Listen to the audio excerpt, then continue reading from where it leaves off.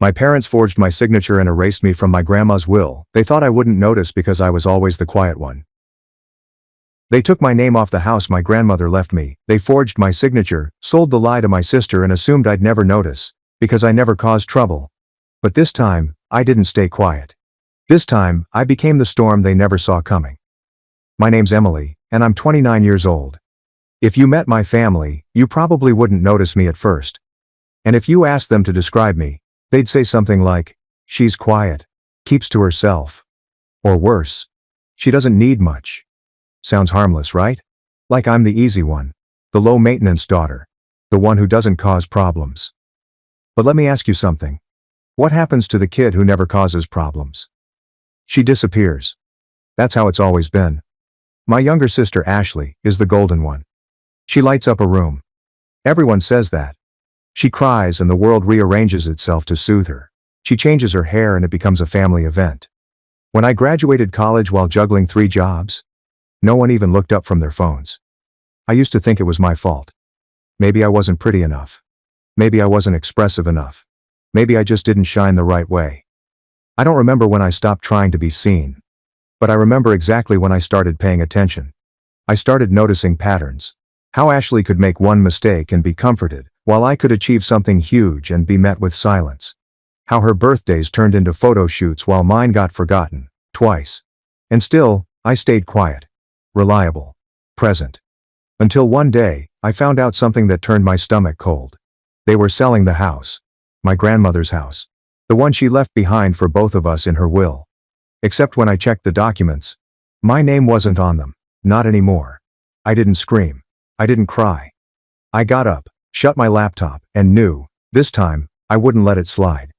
If they wanted to treat me like a shadow, I was going to show them what happens when the shadow steps into the spotlight. I wasn't always invisible, at least I don't think I was. I mean, I have vague memories, flickers of my mom brushing my hair before school, or my dad clapping when I spelled dinosaur right at the 2nd grade spelling bee.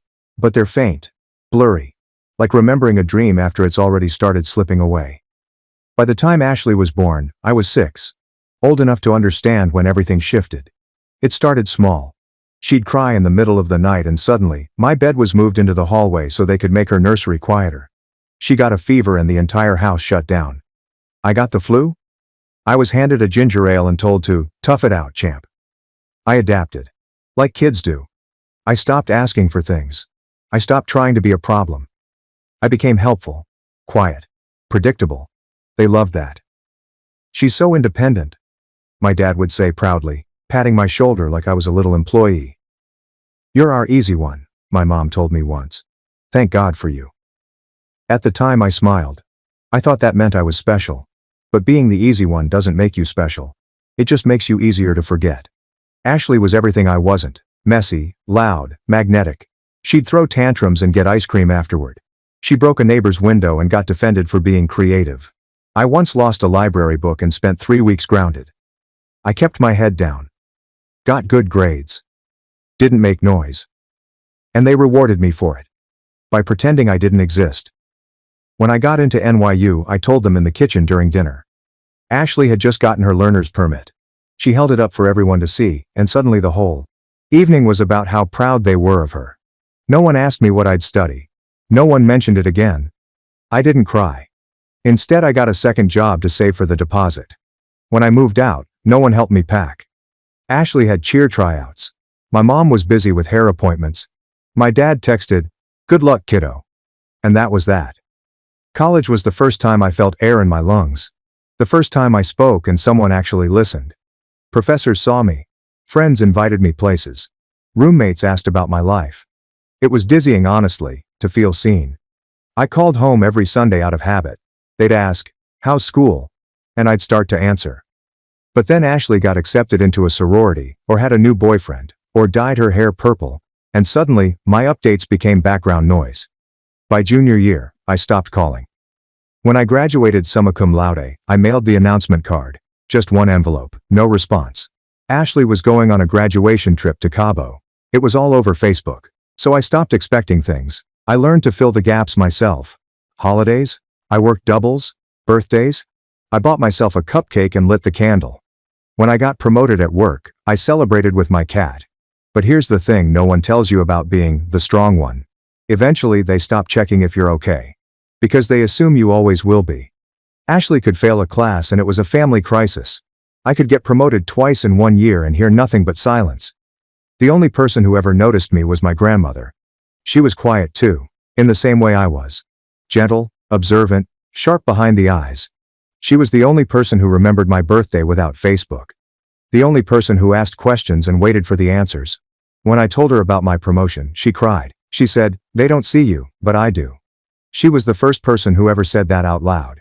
She passed away 2 years later. At the wake, everyone was there, all dressed in muted grays, crying in public like it was a performance.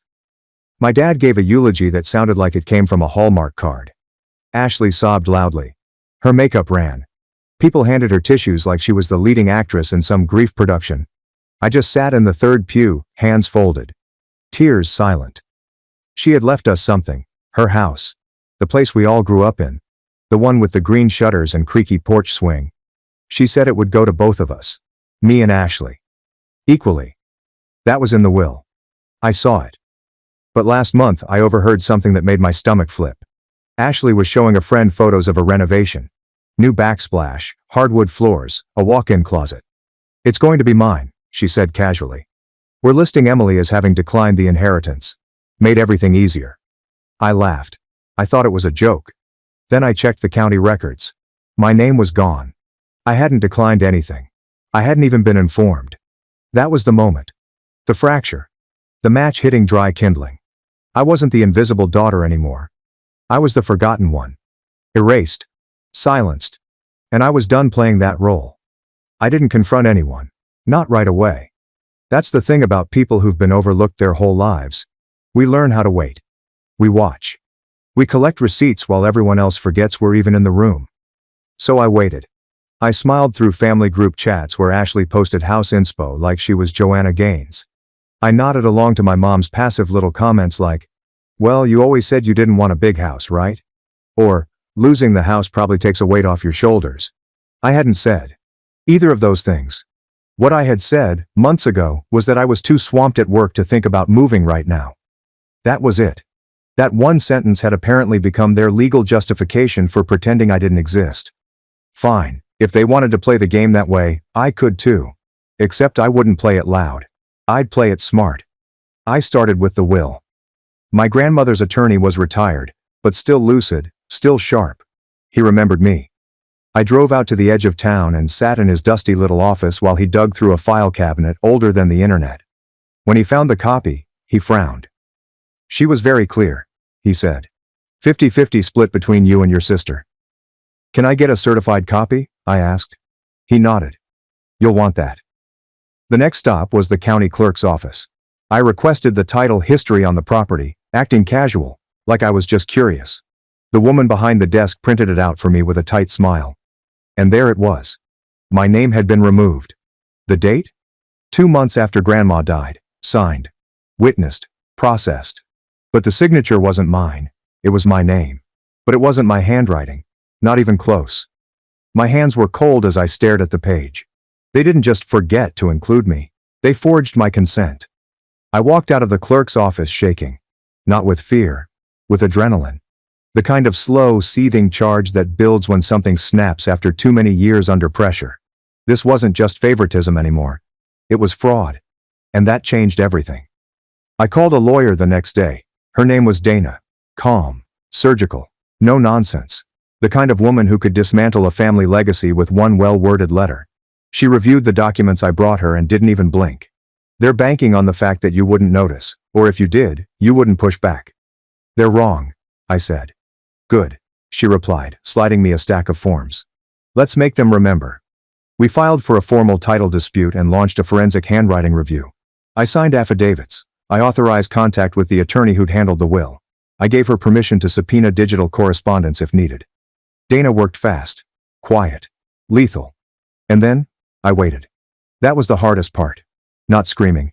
Not posting about it. Not texting my sister something unhinged at 2 a.m. But I stayed silent. Because I wanted them to feel safe for just a little bit longer. I wanted Ashley to keep uploading paint swatches to her Instagram story. I wanted my parents to keep forwarding emails about investment opportunities tied to a house they no longer legally owned. I wanted them to have no idea that the ground beneath them had already started shifting. 3 weeks later, the first letter went out. A cease and desist to my parents. One to Ashley. Another to the real estate agent they were working with. The calls started the next day. I didn't answer. Instead, I sat in my living room with a glass of wine and watched as voicemail after voicemail stacked up on my phone.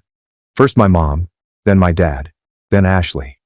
Her message was a masterpiece of faux confusion. Emily, hey, we didn't know you'd care about the house. You always said you didn't feel connected to it. Why are you doing this? I didn't respond. Not yet. Because the forensic analyst called that afternoon. It's not your handwriting, he said plainly.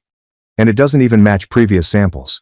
It looks like someone copied your name off an old signature and tried to trace it. He paused. Whoever did this wasn't being careful. They assumed no one would ever look. They were half right, I said. Until now. I forwarded the results to Dana. The next letter we sent was a formal demand to restore my name on the title. Pending that, we reserved the right to pursue criminal charges. Dana drafted every word with surgical precision. The day it hit their inbox, everything went silent. No calls, no texts, no family updates about Ashley's new backsplash. Just dead air. And I liked it that way. It happened on a Sunday. The kind of day you'd expect to be quiet, slow, safe. I was halfway through cleaning out my fridge when the buzzer rang. I didn't recognize the number. I ignored it. It buzzed again. Then my phone lit up with a text.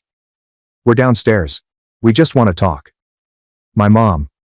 I froze. I hadn't seen them in person since the funeral. Even then, it had been brief, awkward, sanitized. A handshake of grief. Nothing honest. I thought about not answering. But then again, I wasn't hiding. Not anymore. So I went downstairs. They were waiting by the curb. My mom in her sunglasses, the kind she wears when she wants to look composed. My dad standing beside her like a statue that forgot how to be human. And Ashley, leaning against the car, arms crossed, like she was bored. I didn't say anything. I didn't need to. We didn't know, my mom started, her voice breathy. About the paperwork. We had no idea someone forged. You signed it, I said flatly. All of you did. She looked startled. It was just. We thought maybe it'd be easier. For everyone. Easier? I repeated. Easier to pretend I didn't exist? Ashley jumped in. You were never around, Emily. You moved away. You never came home. You made it clear you didn't want to be part of things. No, I said. Calm. Even. I stopped coming home because home stopped including me. They didn't respond to that. Not right away. My dad finally cleared his throat. Look, this doesn't have to become some legal war. We're still family. I stared at him. When did I stop being treated like family? He didn't answer. My mom reached out like she might touch my arm, but I stepped back. Not dramatically. Just enough to say no. You didn't just forget me, I continued. You rewrote the script and edited me out. We thought you'd be okay, she said softly. You always are. That was the sentence. The one that cracked something open. Because that's what it always came down to, right? I was strong, so they didn't need to care. I was stable, so they invested in the chaos instead. I was quiet, so they mistook it for consent. I'm not here for an apology, I said. I don't need one. And I don't believe it would be real anyway. Ashley scoffed. So why are you doing all this? For the house? For the money? I looked her dead in the eye. I'm doing it because I exist. And I'm not letting you erase me. Not again. Not ever. My dad exhaled sharply, like that physically hurt him. Maybe it did. Good. My mom's lips trembled. We didn't think you'd fight back like this. I know. I let the silence settle after that. Then I turned and walked back up the steps to my building. I didn't look back. I didn't need to. I knew they were watching. And for the first time in a long, long time, I was fine with that. After the confrontation, the silence got louder. I didn't hear from them for nearly a week. No texts, no emails, no surprise visits. Just pure, echoing nothing. And I'll admit, part of me waited for it. For someone to say, you're right. We messed up. But it never came. Because people like them don't apologize. They recalculate. The next thing I heard wasn't from my parents. It was from Dana, my lawyer. They've retained counsel, she told me over the phone. Which means they're not trying to sweep this under the rug anymore. I closed my eyes, let that sink in. What does that mean for us?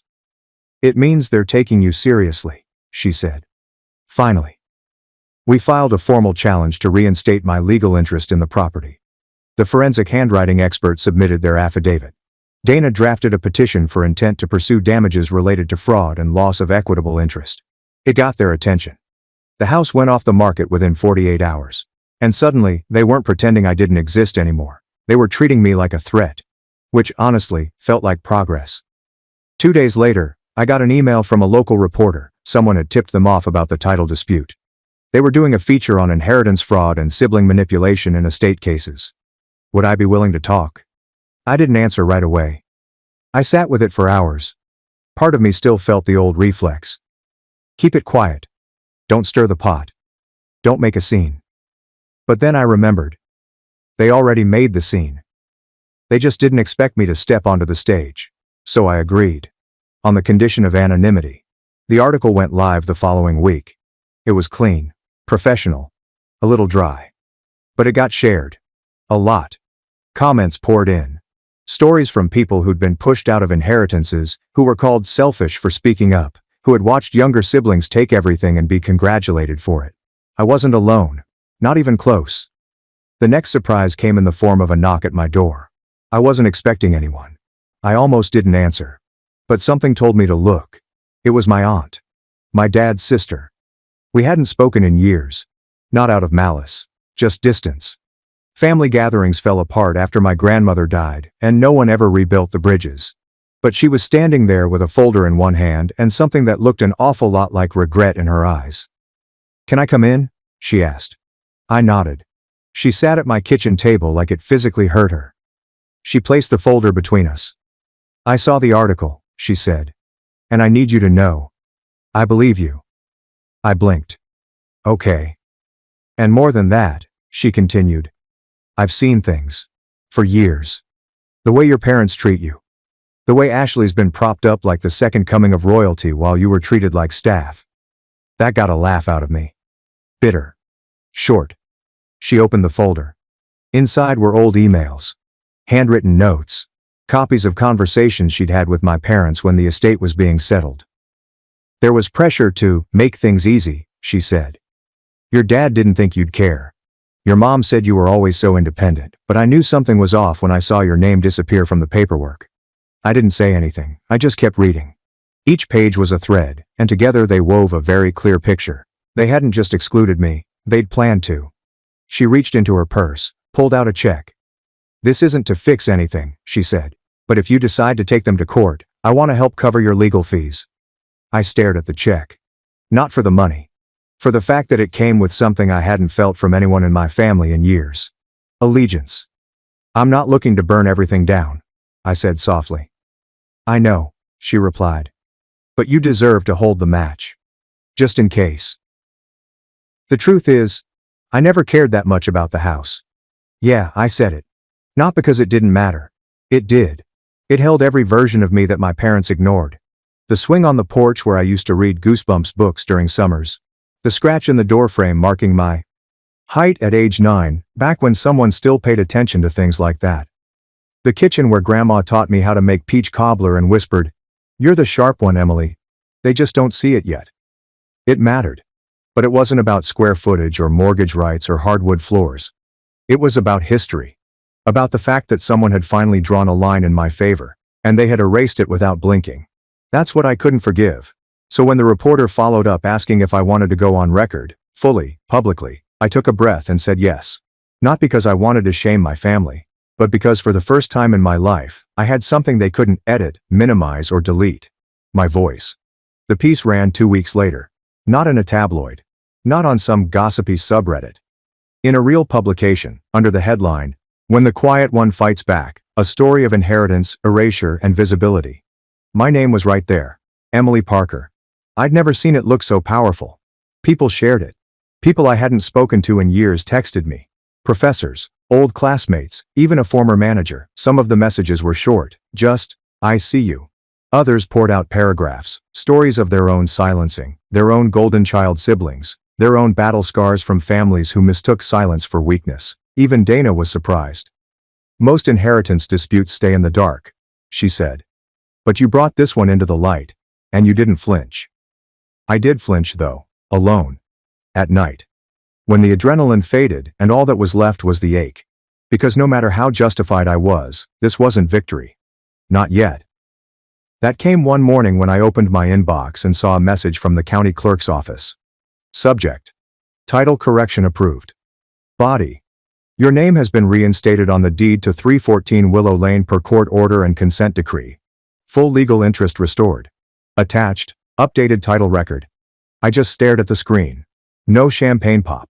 No celebratory playlist. Just stillness. Then I did something weird. I laughed. Not loud. Not joyful. More like a release. Because it wasn't just my name that had been restored. It was the reality of what I'd always known but had never been allowed to say. I was never the problem. I printed the title. Framed it. Hung it on the wall above my desk. Not because I cared about the property, but because it was a physical, undeniable reminder that I existed. I mattered. I left a paper trail. And no one erased me this time. That weekend I went back to the house. Alone. It was still empty. Cold. Echoing in ways I didn't expect. I walked through each room slowly. Let the dust cling to my shoes. Let the silence settle around me like a blanket I'd outgrown. I stood in the kitchen where Grandma used to hum Patsy Cline. Ran my fingers along the windowsill where my science fair project once exploded. Paused at the hall closet where I used to hide after dinner when things got loud and sharp and too much. Then I sat on the front steps and watched the light spill across the porch. And for the first time in my life, I wasn't waiting for someone to notice me. I wasn't hoping to be called inside. I wasn't holding my breath for a crumb of recognition. I just sat. Because I belonged. Because this space, and this story, had always been mine too. And now finally, they knew it. The messages started the same day the article dropped. Not from strangers. From family. Voicemails. Texts. DMs I didn't even know they knew how to send. First came the confusion. Dad. Why would you go public like this? We could have handled this privately. Mom. Emily, you're making us sound like monsters. That wasn't our intention. You know that. Ashley. Congrats on the clout, I guess. Hope it was worth blowing up the family. Then came the guilt. Or their version of it. Dad again. We were wrong. I see that now. I just didn't realize how much we hurt you. I'm sorry, kiddo. Mom. I wish you had told me sooner how much this meant to you. Maybe we could have fixed it.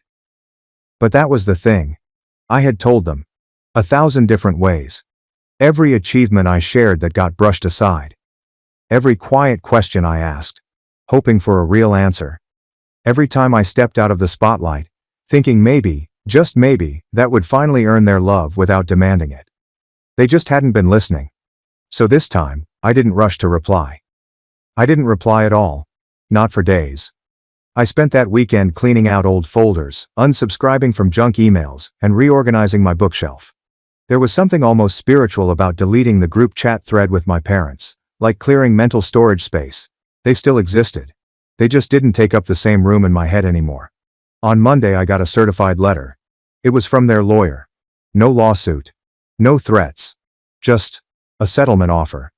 They were willing to discuss a buyout if I wanted to walk away from the property.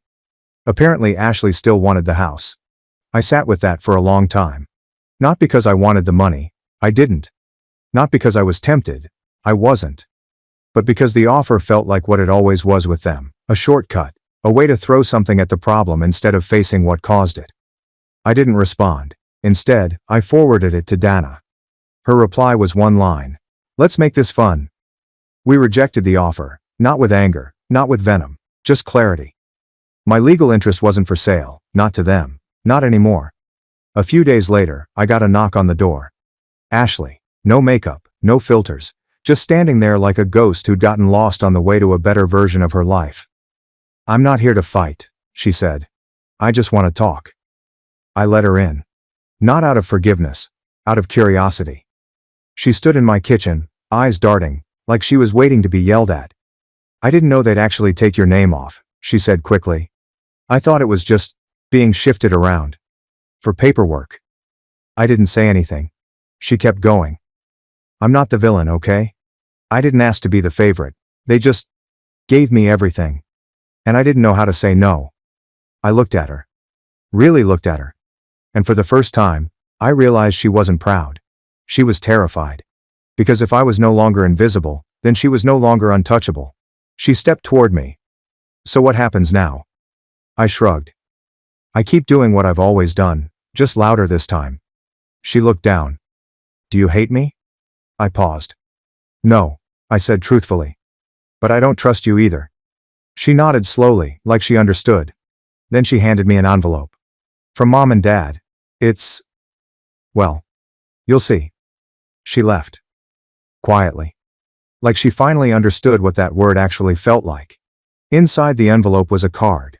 Hallmark, obviously. Gold lettering. Faux sincerity. The message inside was handwritten.